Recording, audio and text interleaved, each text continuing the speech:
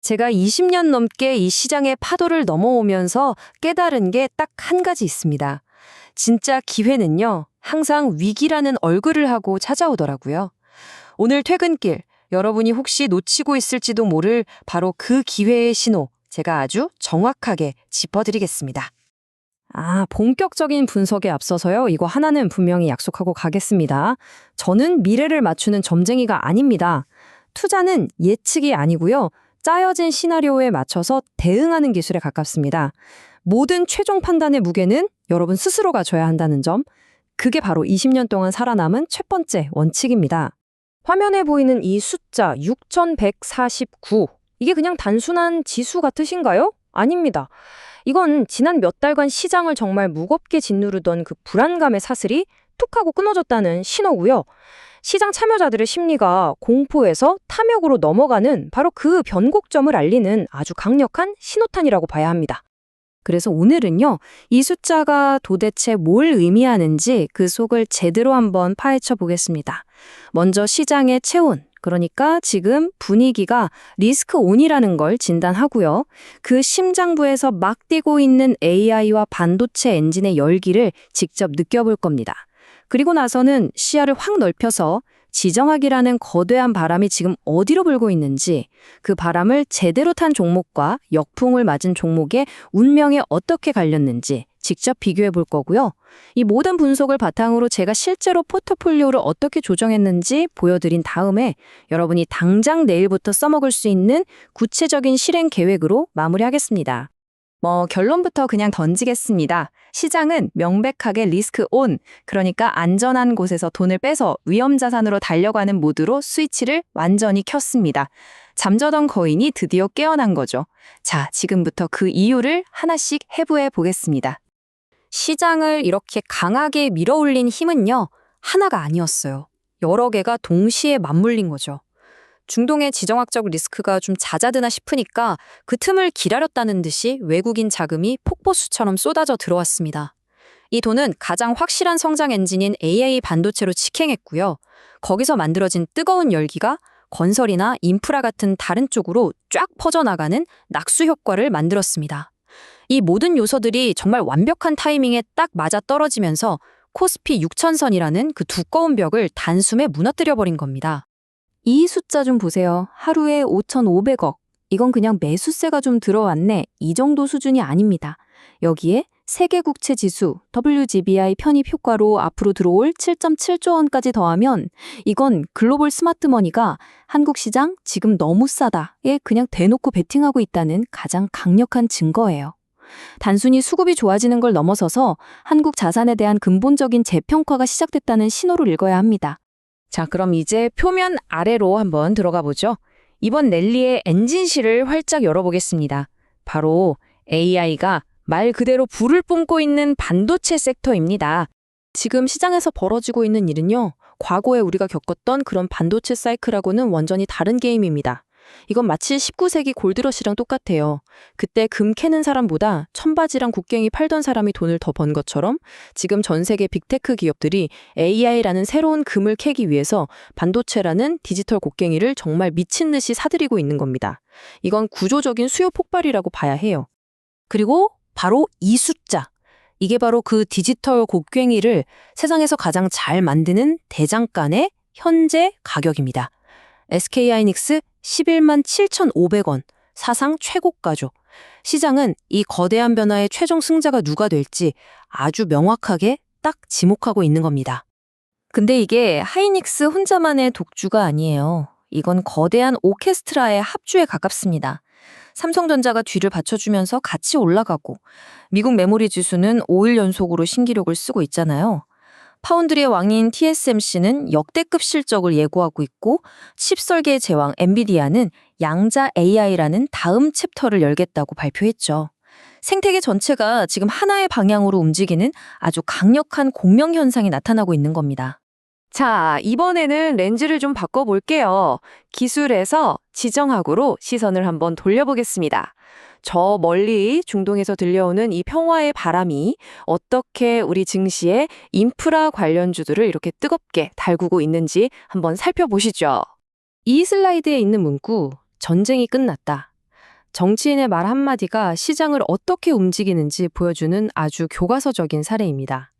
이 말이 진짜가 될지 아닐지는 지금 단계에선 중요하지 않아요. 더 중요한 건 이 기대감이라는 거 하나만으로 수백조 원짜리 재건 사업이라는 어마어마한 상상력이 시장에 풀렸고 돈이 바로 그곳으로 움직이기 시작했다는 사실입니다. 그리고 이 기대감은요, 단순히 중동 재건이라는 낡은 테마에만 머물지 않습니다. 진짜 똑똑한 돈은 그 너머를 보고 있어요. 바로 AI 데이터 센터입니다. AI는 전기를 먹는 괴물이거든요. 그 막대한 전력을 공급하려면 새로운 원전도 지어야 하고 LNG 발전소도 필요하고 또 엄청난 양의 구리와 전선이 필요하게 됩니다. 지정학적 평화가 AI 혁명의 인프라 구축과 만나면서 폭발적인 시너지를 내고 있는 거죠. 대우건설이 20% 급등한 건 그 신호탄에 불과합니다. 하지만 여기서 잠깐 찬물을 좀 끼얹어야겠습니다. 아무리 뜨거운 강세장이라는 파티가 열려도요, 초대받지 못한 손님은 있기 마련이거든요. 시장 전체가 뜨겁다고 해서 내 계좌도 당연히 뜨거울 거라는 착각만큼 위험한 건 없습니다. 지금부터 시장의 냉혹한 현실을 보여주는 두 기업의 극명하게 갈린 운명을 한번 살펴보겠습니다. 종목 선택이 왜 전부인지를 아마 깨닫게 되실 겁니다. 이게 바로 주식시장의 민낯입니다, 여러분.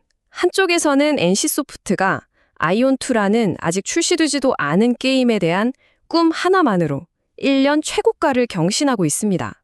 하지만 다른 한쪽에서는 삼천당 제약이 공시 하나 잘못했다는 그 현실의 무게에 짓눌려서 주가가 그냥 반토막이 나버렸습니다.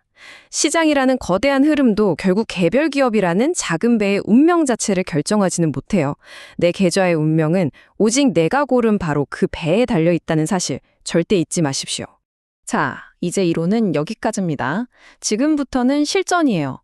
제가 이번 주 시장의 신호를 보고 제 개인 포트폴리오를 실제로 어떻게 조정했는지 그 의사결정 과정을 그냥 그대로 공개하겠습니다. 분석을 행동으로 바꾸는 20년 차의 플레이북, 지금 시작합니다. 이게 바로 조정 전 제 포트폴리오의 모습입니다.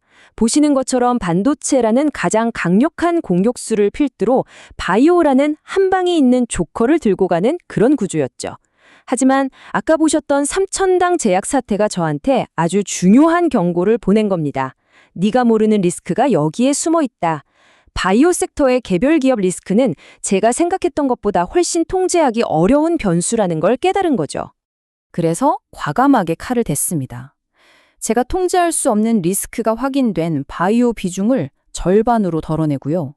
그 실탄을 지금 가장 확실하게 모멘텀이 확인된 반도체와 새로운 기회가 열리고 있는 인프라 쪽으로 옮겼습니다. 이게 바로 대응이라는 겁니다. 수익이 나는 곳에 힘을 더 실어주고 위험 신호가 켜진 곳에서는 미련 없이 발을 빼는 것. 아주 단순하지만 가장 강력한 원칙이죠. 사실 지금까지의 모든 분석은요, 바로 이 마지막 장을 위한 빌드업이었습니다. 이제 여러분이 이 혼란스러운 시장에서 길을 잃지 않도록 제가 실제로 사용하는 내비게이션, 즉 구체적인 실행 계획과 시나리오를 공유해드릴 차례입니다. 미래를 100% 맞출 수는 없습니다. 하지만 확률적으로 우위에 서는 게임을 할 수는 있어요. 저는 앞으로의 시장을 이렇게 세 가지 시나리오로 나눠서 대응합니다. 미일한 협상이 타결되고 금리 인하까지 겹치는 최상의 시나리오, 확률을 한 40%, 지금처럼 AI 랠리가 쭉 이어지는 기본 시나리오를 50%, 반대로 협상이 깨지는 최악의 시나리오를 10% 정도로 보고 있어요. 그리고 각 시나리오별로 목표로 하는 레이어, 그러니까 내가 감당할 최대 손실 금액을 다르게 설정하고 관리하는 겁니다. 이렇게 하면 어떤 미래가 닥쳐도 당황하지 않고 계획대로 움직일 수 있게 되죠. 자, 이 시나리오를 바탕으로 여러분만의 전투 계획을 이렇게 5단계로 짜보는 겁니다. 첫 번째, 포지션 규모 설정. 내 전체 자산 중에서 반도체에 몇 %를 태울지 딱 정하는 겁니다. 두 번째, 트리거 조건 설정. 어떤 뉴스가 나오면 또는 주가가 얼마를 깨면 기계적으로 사고 팔겠다고 미리 약속해두는 거죠. 세 번째, 실행 시점. 매일매일 시장 보면서 흔들리지 말고 나는 분기별로 한 번씩만 점검하겠다고 못을 박는 겁니다.